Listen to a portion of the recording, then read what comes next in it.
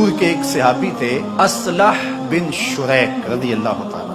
یہ حضور کے ساتھ سفر میں رہتے تھے. سفر میں کام کیا تھا؟ کیوں حضور کے ساتھ چلتے تھے؟ جب حضور کی سواری رکتی اور حضور علیہ السلام اور قافلے نے پڑاؤ کرنا ہوتا، یہ کجاوا اتار دیتے تاکہ سواری کو راحت. پھر جب صبح یا کسی وقت دوبارہ چلنا ہوتا تو پھر دوبارہ کجاوا کس دیتے. حضور کی سواری کا کجاوا کسنے اور کھولنے کی ذمہ داری انہوں نے لی تھی، اور اسی غرض سے یہ حضور کے ساتھ چلتے تھے. کچھ لوگ اپنی زندگیاں کسی عظیم مقصد کے لیے وقف کر دیتے.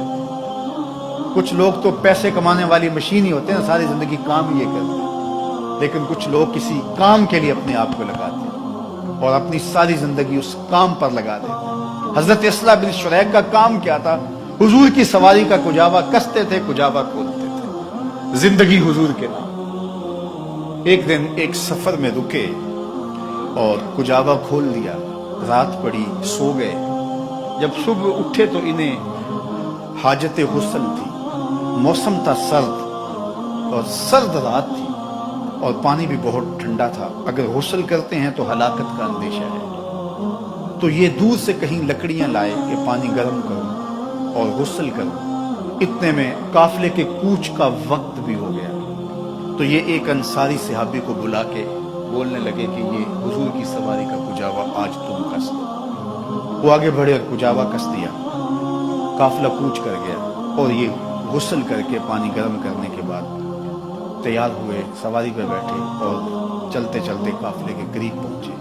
اور جو ہی ان کی سواری حضور کی سواری کے قریب پہنچی تو آقا کریم نے دیکھا اور مسکرائے.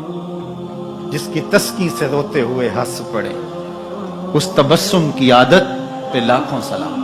حضور مسکرائے اور بولے کہ اصلح آج کجاوا بدلا بدلا سا لگتا ہے، تمہارے ہاتھ کا کسا ہوا نہیں لگتا. تو اصلح بن شریک نے عرض کی میرے ماں باپ پہ قربان، حضور میں نے کسا بھی نہیں، یہ فلاں انصاری نے کسا ہے. فرمایا تم نے کیوں نہیں کسا؟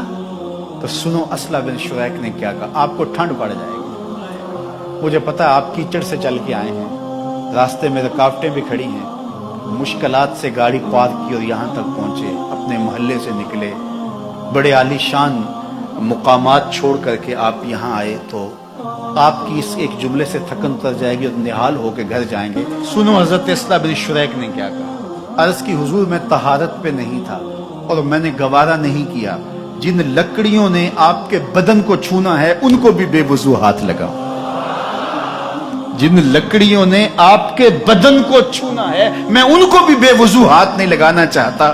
یار یہ تو ان لکڑیوں کی تکریم کا عالم ہے جنہوں نے حضور کے بدن کو چھونا ہے، تو پھر بتائیے حضور کی تعظیم کا عالم کیا ہوگا، حضور کی تکریم کا عالم کیا ہوگا. علامہ اقبال ایک بات کہا کرتے تھے کہ لوگ باتیں کرتے ہیں، میں تو یہ بھی گوارا نہیں کرتا کہ کوئی کہے تیرے پیغمبر کے کپڑے بھی میلے تھے. ان کی تعظیم ہماری روحوں پہ لکھی ہے اور ہمارے قلوب پہ نقش ہے، اور ان کی تعظیم اگر نہیں ہے تو سمجھو سینہ ایمان کے نور سے خالی ہے.